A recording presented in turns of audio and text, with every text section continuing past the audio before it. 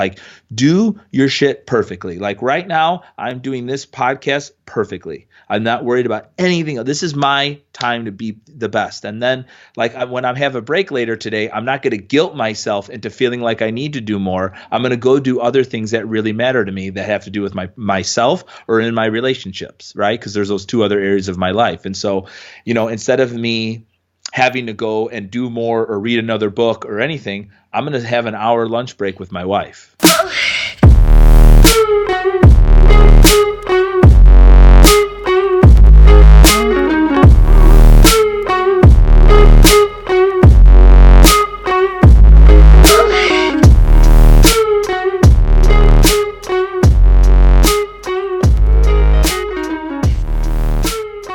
Welcome back to another episode of Lionheart Radio. Your host, Rick Alexander. Today I'm talking with what feels like a longtime friend, although I guess it's only been like a year or two now, Angelo Sisco of the Alpha Hippie podcast. Thanks for joining me, buddy. Oh, my pleasure, man. I love being on your show. I think this is the third time, so third time's the charm. Every single one of these, I'm not even kidding, like we get a ton of people that reach out with some insight that they were like, or I'll be talking to a client and then they're like, oh, I heard on this podcast. It's always yours. So you always got some good shit to say. Well, thank you. The reason I wanted to have you on the show is we talked, I went through your Masculine Mastery course, which actually you're not enrolling right now, right? Just for people listening. Yeah, so we're finalizing the dates right now. I'm looking to start one up the second week of May, and I'll be putting out more about that as we lock down the dates. Perfect. Well, in the course, one of the things that I notice, I have pages and pages of notes from you talking, is that you go through a lot of things that in the personal development space we all talk about quite a bit. Things like breathing, things like values, things like self-awareness. And so what I wanted to do is I wrote down some key ones that I hear mentioned by a lot of quote-unquote influencers or thought leaders.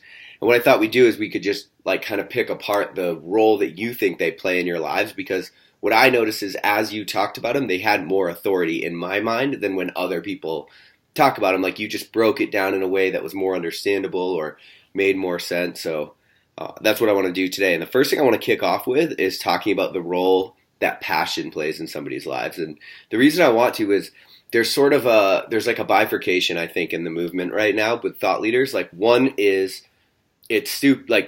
stop telling people to go after their passion because they need to have a paycheck and they're going to be miserable as it doesn't work out. And then the other one, which is a camp that I find myself into, and I think because I've gone down both roads is where I find myself in this camp, which is you have to cultivate passion in your own life, and it is almost the key to all of the other things in life that you might want. And so let's kick it off with the role of passion that plays in your life. Yeah. Oh, this is a great topic. So what I believe passion is, first, I just want to define this because I think that's what like really gets really twisted for people, is to me is passion is an obsessive high energy love. It's the best way I think about it. Like when I think about what I'm passionate about, it's like this obsessive, very high energy type of love. It's a different kind of love. And I wish like a lot of the English language, one of the challenges is, how like the Greeks, they have different kinds of love. I think like, how there's eros and agape, like I wish we were able to really distinguish that. And I think that's what passion is. It's this high energy, obsessive love that you have for anything. You could have for your telephone, you could have for your shoe, or you could have for a person. And that's the first thing. Also, too, for me, I am a highly emotional person. I live my life by my feelings, and I know that could get me in trouble sometimes. But just so everyone is listening, I am more geared towards how I feel about something than anything else. I'm not really the engineer that's going to build something out on a spreadsheet. I'm going to feel my way through it. And so just for anyone that's like that, I just want you to know, one, I don't think it's bad to be this way. A lot of people may have told me that I was too sensitive when I was younger. But in reality, I think that's what allows me to be the best teacher I could be, is because I have such a high level of sensitivity. So if you're like this, just know that there is places for you to go, and it's not a dead end. Okay. So to me, I don't know. Have you ever watched the show Narcos? A little bit, yeah. I didn't really get into it, but I watched like a bunch of it, yeah. Okay, so I can't help it. I watch all these things obsessively. And so there's Narcos Mexico. And basically, this is about the marijuana explosion of Mexico into America in the 80s. And there's three guys that are basically the part of the cartel, the main guys. There's one guy that's like Juan Miguel Iardo, who's like the mastermind, and he's a little conniving, and he's sort of that guy. Then there's this other guy, Don Nestor, who's like this old man that's like a farmer that's been a part of the game a while. And then there's this guy, Rafa. Now, what Rafa did was Rafa figured out how to grow the best marijuana there was, and he figured out how to do it in the desert in Mexico. So he is this extremely passionate, crazy marijuana grower, and he calls them his plantitas, and he loves this marijuana plants. Okay. When Juan Miguel wants to go into the cocaine business, Rafa, even though he would make more money, hates it because it doesn't have anything to do with his plants. And he goes crazy about it, and he's crazy about his wife, his girl in the show. But I just and I looked at my wife when we were watching that, and I said, that's who I identify with. Not the unruly kingpin that wants all the money and the greed and the power. Is that I love that he's in love with his craft. And for me, that's just like the ultimate display of passion, is that you fall in love with your craft, and that's what the focus of your life is. Like, that kind of result is just doing your craft is the goal. And I think that that's where a lot of people, get the advice that, you have to be safe and you need to be secure. And I do realize that some people vary in what they feel is unstable and risk taking. But to me, to live, not trying to live in your passion and what you really love and enjoy is prison. It's like being in prison. It's a slow death. And so I think that's the thing for me, right? That you're talking about this guy who has this opportunity to move to cocaine and stands to make way more money, right? And if there's no emotion connected to the thing, it's not that you couldn't do it, but you wouldn't do it with the degree of excellence that you would should you have emotion connecting you and curiosity connecting you to that thing that you're doing now, right? Yeah. Absolutely. I think that's a perfect way to put it. Like, what I imagine is that when you're done doing anything, that feeling of satisfaction, I think we could all relate to it on some level. If you close your eyes and felt satisfied, it's just this nice, glowing, warm feeling. And that's from doing work that you're passionate about. So, all right. So this is good then. There's another thing that you said. There's a quote you said in the course about passion that it resonated and I felt it deep. Depending on the date or the day, hate and passion are the same thing. Oh. So, but we're talking right now about things that we love, things that like pull you in, draw you in emotionally. So how do we reconcile this? Oh, okay. I don't think they're different. And I think what people think about doing is, I'm pursuing my passion, so that means every day is great and I'm super happy. That doesn't mean that. That just means you are chasing something after that you love. I'm a Chicago Bulls fan. I still wear Jordans, and so on Michael Jordan's 50th birthday, he did an interview, and he said, what do you love the most about the game of basketball? And he said, it's the love that I have for it. That is the reason why I love so much, because that kind of love could make you do anything. And there's moments when it sucks, and there's moments when you have to do things that you don't want to do, but it's all about staying connected to that love. Then that's why you do it. I mean, there's moments when I want to burn my gym down, and there's moments when I want to scream and cry how much I love it. I mean, and it could all be in the same day, but that doesn't mean that I have to be happy all the time. Yeah, exactly. Okay, that's great. So one of the other things you said is that you like feel your way through something, and so this is. All right, so if you are that engineer mind, or if you're a little more analytical or something, then it's like when I'm telling someone to, like, that's why I think follow your passion is such terrible advice, because it's like it's not actionable really, right?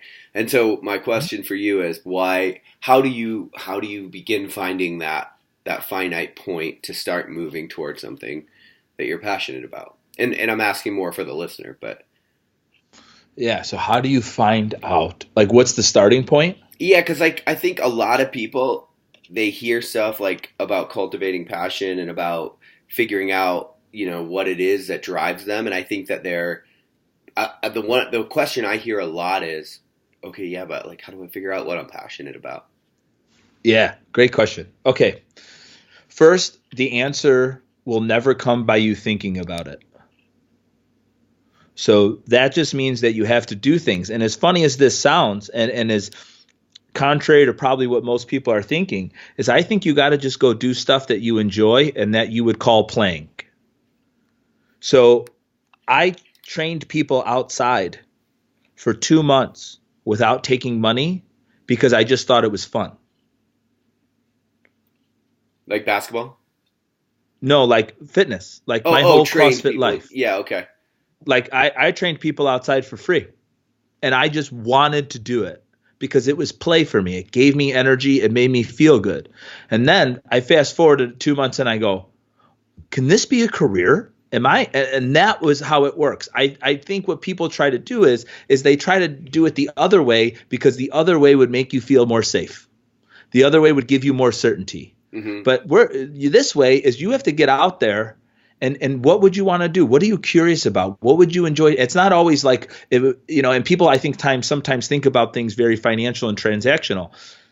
Don't worry about how you're going to make money doing it. Just worry about how you're really great. And like I grew up, the best janitor made the most money. The best hooker made the most money. The best CEO makes the most money. Just go find something that you think is play and become the best at it, and the rest of it will kind of show itself. Yeah, I like this idea that you mentioned. Like you can't think about it, like you can't think your way out of it. And I think one of the inherent problems with the personal development space is that you do start because you become so self-analyzing that you're always like you end up sort of in loops of metacognition where you're always looking at yourself, you're always analyzing your thoughts. And one of the things that I began to realize is that like that doesn't end. There's no like that's why you can't think your way out of it, because you end up in like cycles, you end up in loops of thought, and none of them are actually going to yield this point of clarity. Whereas once you just go out and engage with reality, it's like that's where you're going to find the clarity. And there's something inherent about the human being where when we look back on ourselves too much, we become too entrenched in the minutia or something like that, where we end up in these cyclic thoughts. Would you agree with that?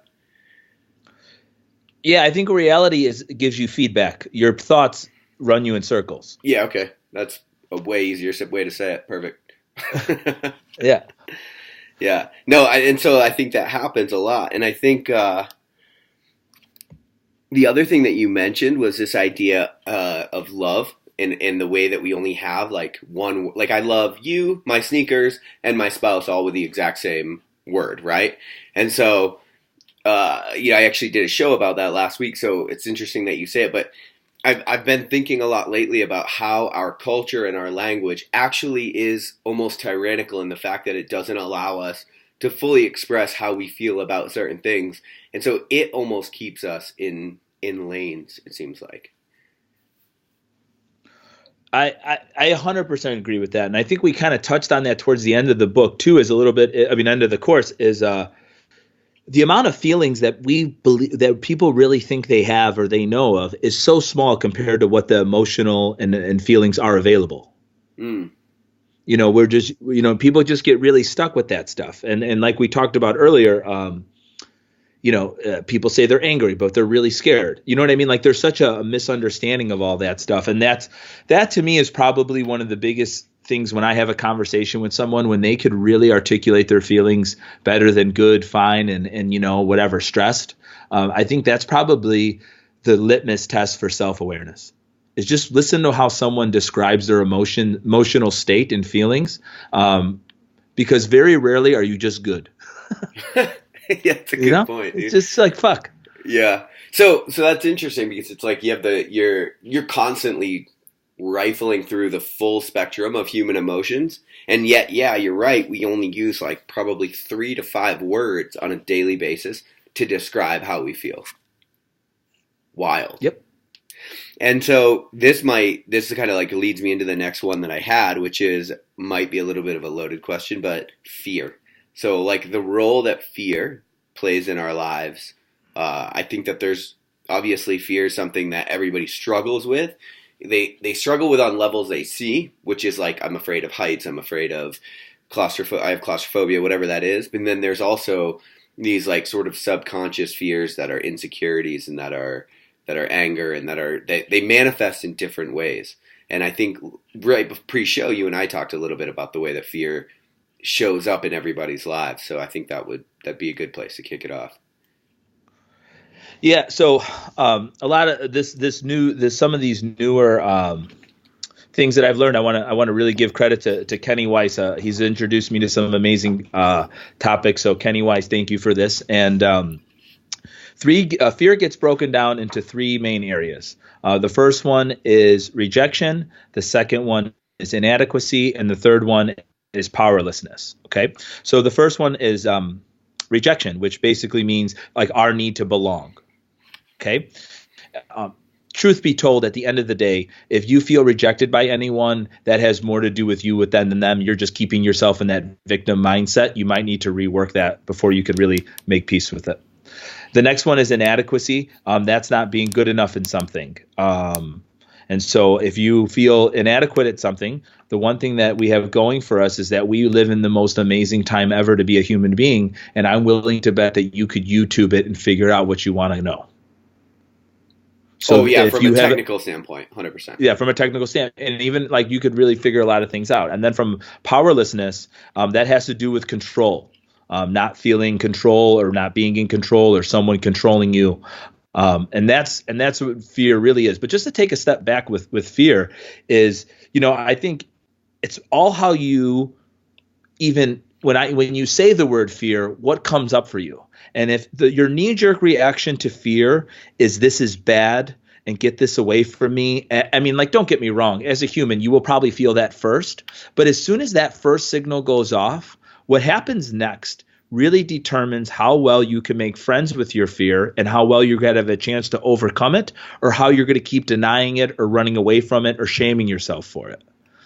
And that's where I think people just really misunderstand it is we look at fear like it's this damnation and bad thing, when in reality, you probably should look at fear as just an awesome signal to wake up to something you're not paying attention to. The problem, I think, is that fear is such a gripping emotion. Like if you have fear, there's almost no room in your emotional bandwidth for something else. And so it's like, when I hear you say, like, okay, you got to wake up, it's like an informational input. It's going to wake you up to something. True, but if you're gripped by fear, it's hard to look around with any kind of perspective. Do you think that? That's what it seems like in my life anyway. Like it's hard to think of anything other than the fear that you're feeling when you are in moments of fear. And so I think that's how you get these coping mechanisms, or you just spin up whatever gets you out of it. It's hard to sit with fear and to really like think about what it might be trying to teach you. Yeah, that, like you just said, it's hard to sit with this, right? Because for so many of us, we don't articulate it well. We're embarrassed. We deny it. We have shame. For me to tell you that I'm scared about being this means I'm lacking or I'm not enough, right? Like we live in such a culture where being open to admit this stuff, I think, just makes it much harder for us to do it. And I think, teachers like you and me are trying to help people just become not so scared of saying these words. Yeah, I would say that. I'd say like most of personal development comes down to you're just teaching people how to not be so scared in their own lives so that they can actually do the things that they want to do. Yep. And whether you cut that from a point of looking at emotions or you cut that from a point of physiology, like in personal development, that is essentially what you're trying to do, is coach people through the innate fears that they have around basic human needs like affection or belonging or whatever.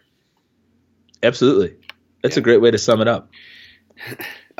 So this is great then. One of the things that you said, and this is going to like kind of transition us into the next topic, which is if you weren't angry, you'd have no need to be scared. And so I wanted to really start talking about, well, let's start with let's elaborate on that a little bit. Yeah. Anger stems from fear. You're scared of something. And so you're saying anger is the way you cope with that thing. Anger is the way that I cope with it, me personally, and I think it's the way a lot of people cope with it. I think that's the way I could say I'm mad at Rick Alexander, but if Rick Alexander hurt me, I'm a pussy. Mm. So it's literally just become more accepted to say I'm angry than I'm scared. Yes, 100%. One of the things that I noticed about being in the military, and it's a little bit off topic, but is that in most settings, anger is actually the only emotion that you're allowed to show. And I Mm-hmm. think any kind of like hyper aggressive culture is probably that exact same way, which is like, so I got really good at being like that guy that can just be like super pissed about something to get what I need out of that situation. Because so regardless of what you actually feel, it's like just overcome that feeling with anger and you'll get somewhere in a lot of different cultures and a lot of different societies. And so, but the thing about it is after 10 years, I realized like, okay, well, it's literally like anchoring my soul. There's like, when anger's part of you, you actually, like, fear's one thing. When anger's part of you, you actually can't feel other things. Like, you can't be empathetic. You can't be, you get no lesson out of a situation when you are actually angry. And so I think I'm saying that to say to you, like, where do you think people, let's say this, do you think that there's a proper role of anger in someone's life? Ooh, great question. Um, I think under extreme situations, it is a very valuable tool. I think what most people do, though, is they need a screwdriver and they bring a hammer because that's what they know or that's what's worked in the past on certain situations. So I think there is a place for anger in our human life. I don't think it needs not to be there. But I think the amount of times people resort to anger, I think it's overused. Hmm. I would agree with that as well. Again, and because it's also I've seen it's like it's on a hairpin trigger, right? It's so easy, especially if you get in that rhythm of like being angry. It's so easy to like just spit it up. Yep. And you know what it is too? It's like when you think about anger, it's just this, and that's why, like you mentioned about not being into your feelings or empathetic. I mean, you are into your feelings, but anyone else's. Anger is just the loudest scream of selfishness. Like it's only thing you feel. Yes. And you want other people like to feel it, feel my anger. You see how fucking mad I am? Like it's this ultimate display of selfishness that like you're pouring on someone that they can't even understand because you're too far into you. You can't even explain why you have the feelings. You only want people to see the eruption or feel the eruption. Yeah. Like that's gonna change anyone's point of view. Yeah. It's wild how toxic it is and how blinding it is to to the toxicity you're actually putting your, like, because you said it's so selfish. You're in yourself about it, so you're like it's like the guy that gets cut off and then will not be content until everybody he's met that day knows that some asshole cut him off. Yes. But then that energy that you're putting off in all of those social situations is so fucking toxic. Like I've seen it. Like people don't even want to be around you. They're just doing what they can do to appease whatever you're saying, and then get the fuck away from you if they're not in that mind state. No, absolutely. I used to do this to my wife. If I was mad at someone and I would tell my wife about it, if she didn't end the sentence with like, yeah, go fuck them too, I would be mad at her. Yeah. I would just start more anger. It's like, you don't support me? The hell is this? Right. Now I got this. Like it's a joke. Like and that's what happens. So if you're in a relationship or you're talking to someone and they're like not going into that anger thing with you, like you get more mad at them. But in reality, what they're doing is they're helping you stay more centered. And it's literally like the opposite thing that you're like you're yelling at them for like doing the right thing to you. Yeah. And you know what's interesting is that, because I do believe that that stems from selfishness, and that's something like that's probably been my biggest struggle in my own life is like trying to overcome this self-aggrandizing selfishness so that I could get the fuck out of my own way and be what people need me to be in their lives. And but I think, looking at it, it's like how do you begin to take those blinders off if that's you? Because a big part of my audience actually is military, and I know that they all struggle with it because I've lived in that world for so long. And so if you're talking to somebody that is perpetually angry and it is getting in the way of their own lives, it's like how do you begin to take those layers down? Do you think it's through understanding of yourself? Do you think it's through anger management type things? You know, because I look at those and they're like, oh, stress ball and all this stuff, and it's like, well, yeah, but you're putting a Band-Aid on the problem in a lot of ways. Yeah. Wow. This is a great question. So let me just make sure I understand this. Are you saying, Rick, am I answering this as I'm someone that's angry and I want to figure this out, or is I know someone that's angry and I want to help them figure it out? You're someone that's angry and you want to figure this out. Great. Okay. So a lot of my youth anger and even in my adult life anger really stemmed from me being obsessive about this idea of perfection. And I think a lot of people are really caught up in that. And I hate to break it to everybody because this was one of the most harsh realizations that I had for me. At the end of the day, you're going to be a B plus. You're 80. Everything's going to be a B plus. Nothing is ever going to be an A plus. Not the first iPhone. Not this podcast. Not Angelo. Like, we are going to be a B plus. That is basically the best you could do. And if you are mad or pushing people and pushing yourself to be anything more than that, there's nothing wrong with you using that as a form of motivation. There's something wrong when you are attaching that to your identity. And I was the latter for many years. Is I was upset, and if the people around me weren't perfect, and like I was almost setting me and everyone else up to fail because of this cycle of anger that I've been so used to. And I think if you are living this cycle where you are constantly finding yourself in this anger and in this place, you need to really start looking at is, why am I setting myself up to be that way all the time? I think that's the first thing for people to really just sink their teeth into, is that, you know, being this person, you would have to know that this is not serving your greater good, or you'll never make a change.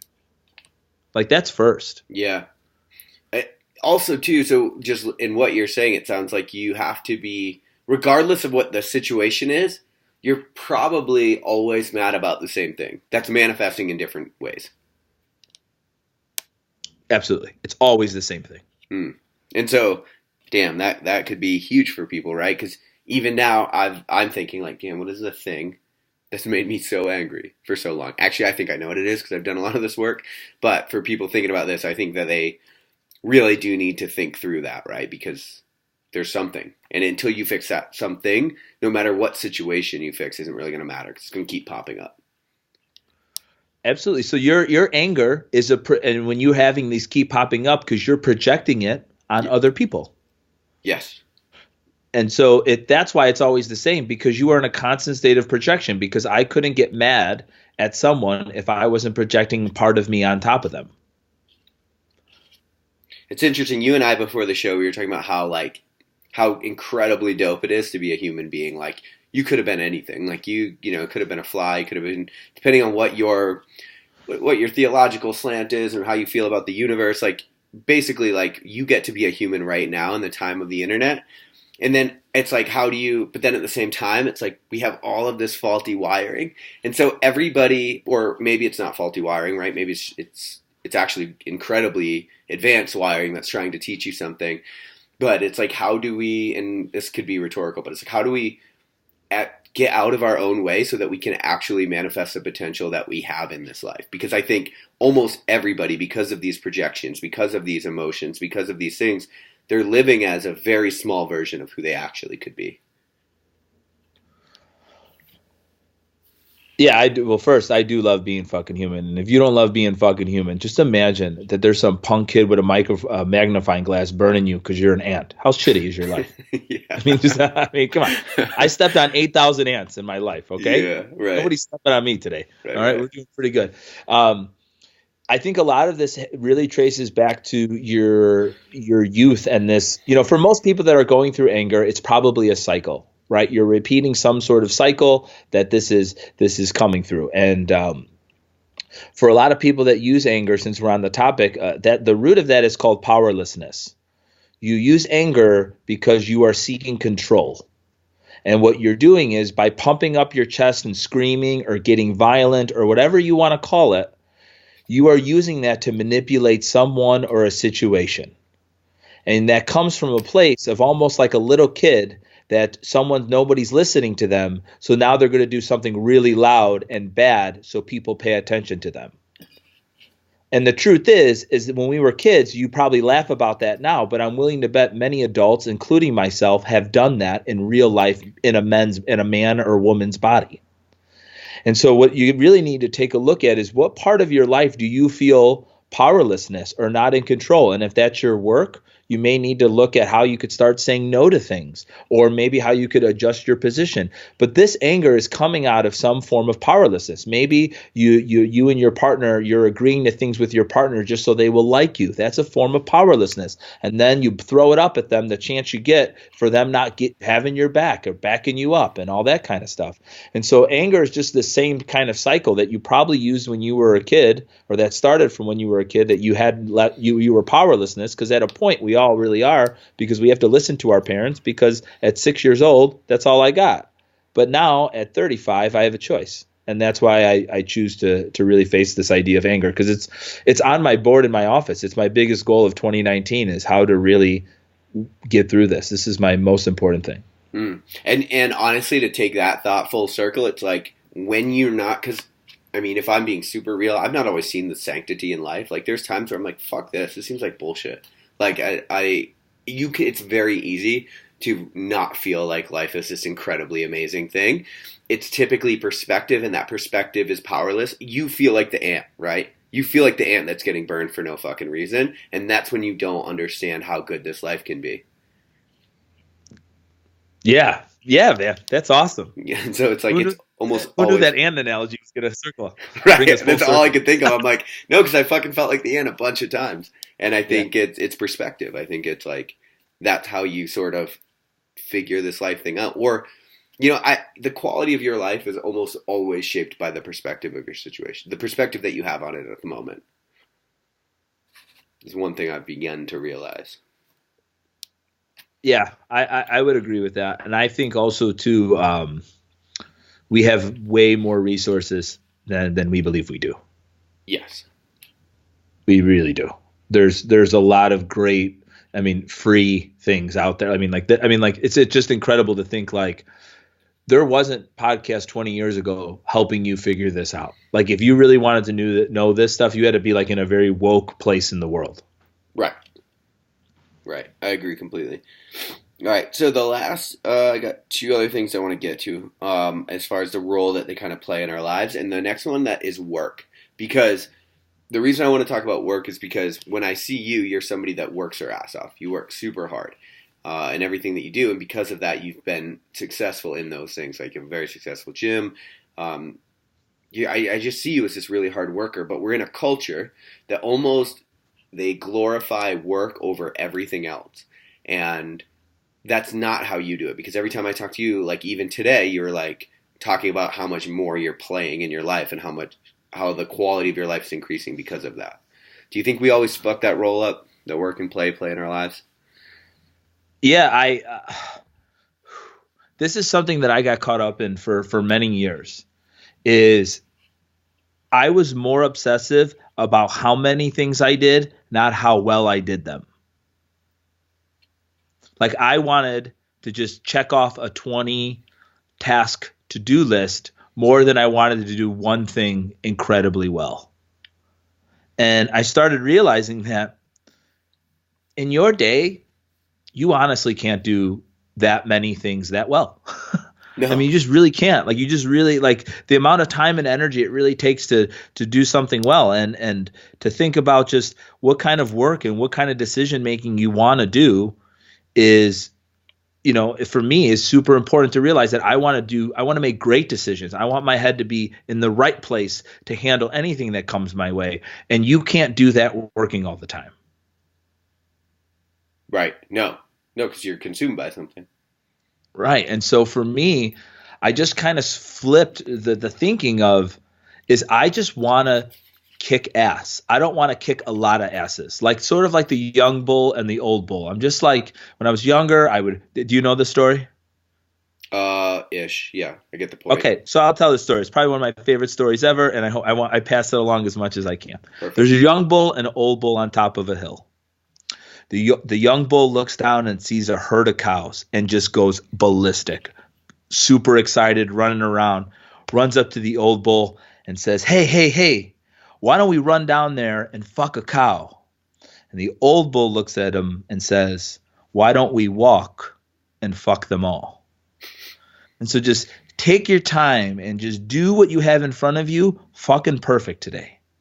And don't worry about doing more because that's what you want to tell your friends, or that's what some jerk off on Instagram wants you to do more today, or anything like that. Like, do your shit perfectly. Like right now, I'm doing this podcast perfectly. I'm not worried about anything. This is my time to be the best. And then when I have a break later today, I'm not going to guilt myself into feeling like I need to do more. I'm going to go do other things that really matter to me that have to do with myself or in my relationships, right? Because there's those two other areas of my life. And so, instead of me having to go and do more or read another book or anything, I'm going to have an hour lunch break with my wife.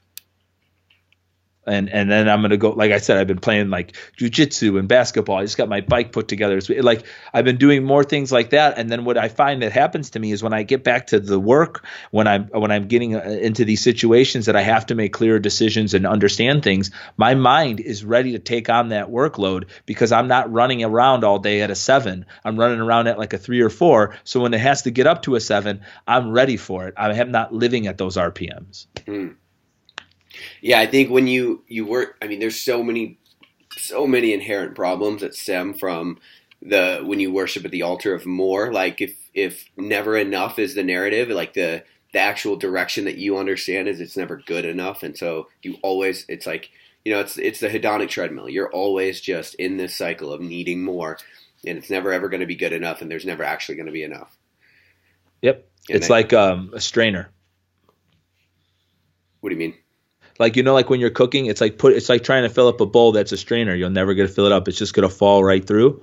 And I did that for years. There was never enough. There was never enough money. There wasn't enough anything. It was a very big driver of my life, and I didn't realize it. But that was the thing that drove me crazy. Like we talked about my sleep quality before. I didn't sleep for shit for my late 20s into my early 30s because I just thought I felt like I was under attack, like I had to do more, like for some crazy reason. Yeah. Well, and I think that's one of the problems with being driven is if you don't keep it in check, ambition becomes in the driver's seat, which is not the proper role of ambition. Like ambition just for the sake of it doesn't get you anywhere except for burnt out. And so you got to put, I think, ambition in the right role in your life in a lot of ways. That's a good way to put ambition. That's articulated like that. I don't think I've ever thought of it that way, but yeah, that's 100%. Dope. It's in my new book. Beautiful. All right, cool. The last thing that I wanted to touch on a little bit is breath work, because in your class we really opened up with a lot of breath work, and I actually found it to be interesting because breath work is, well, everybody talks about it these days. Yep. And we would do this breathing pattern essentially where the exhale was double the length of the inhale, and afterward I would look around and I would just the room almost feels different than it did before I closed my eyes and started breathing. And so I know it plays a big role in your life, but what is the role that breath plays in your life besides sustaining it, I suppose? Yeah. I think the human body is the most highest level of intelligence. Nature is too, but for that matter, but that we have access to, this human body. It blows my mind. If I cut my finger right now, my body's figuring out how to grow new skin. I don't even need to tell it. It doesn't I don't even need to put a Band-Aid on it. It's like that genius. And we get this one thing that we all have in common. It's breathing. We all do it. And yet many people do it, but they don't practice doing it. And I mean, how many people think that they're going to be good parents without practicing to be a good parent? Just because it's natural, just because we have access to it, doesn't mean that you shouldn't learn it and try to appreciate how to be good at it. And so I look at the breath work, the breathing as breathing is the transmission of your body. And I say this in the course, and I say this all the time. I have never made a decision I regretted when I was breathing calmly. Damn. That's something to think about for sure. Why would you not want to get control of this? Think about everything in life that you have fucking embarrassed yourself. You've said the wrong thing you've done. You have never done it at 54 beats a minute. No. And so for me, it became this practice of like shutting out the world so I could learn about this thing that's going on with me all the time. And so for me, I use it as a way to, like I say, like my transmission, just to keep me in a comfortable breathing place, because I don't want to be this volatile person. Like, you don't want to make decisions based on that. I love being emotional, but I'm not saying that I want to be at a place where I don't have control of it either. And I think the breath helps you learn how to control this thing that when you need it the most, you're going to be really glad that you learned how to control it. 100%. And so, you know what I think is great is like talking to you about this stuff is one thing I've realized about like high performers in our lives is one of the things that they do is they elevate the mundane in a bunch of different ways. So shit that we all do every day, they take for granted. They almost add like an element of stardom to regular normal shit that we all do every day. And I think with breathing, that's like one of the things that you're doing. It's like, yeah, everybody breathes. You don't have to think about it. It's just going to happen. Autonomic nervous system. But you can elevate that to really increase the quality of your life. And I think, I think throughout life, like the more of the mundane you can elevate, actually, the better off your life is going to be.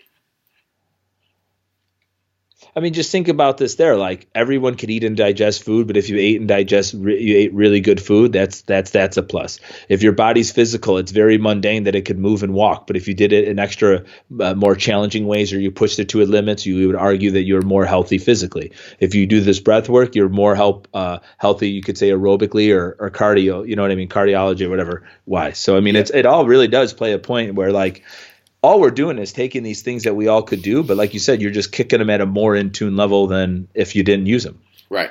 Exactly. Man, well, this has been super informative 40 minutes. Is there anything that you want to talk about that we didn't get to today or leave the audience with?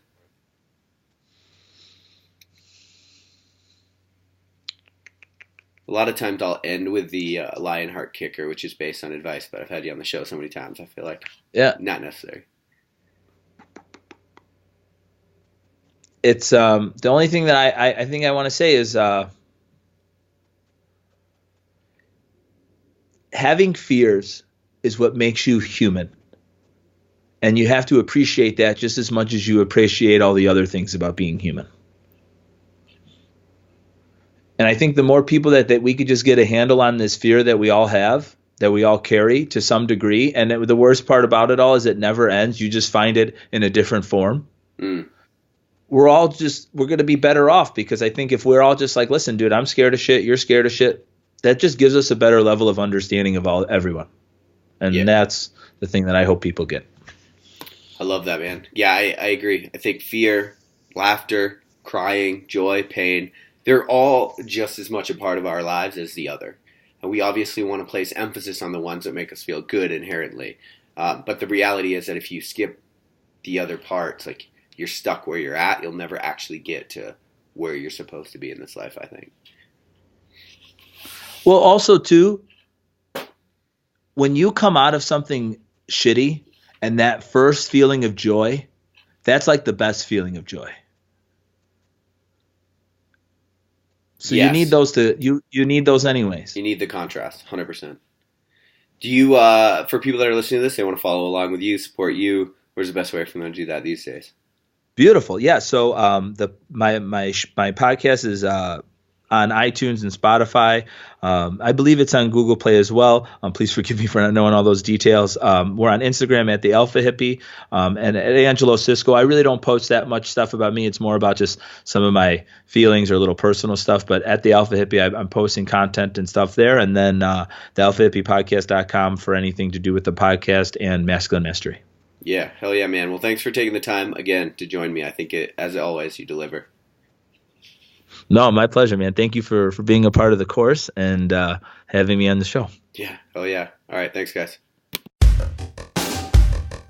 Thanks for listening to Lionheart Radio. I hope that the information from today's show will make you fitter, happier, and healthier.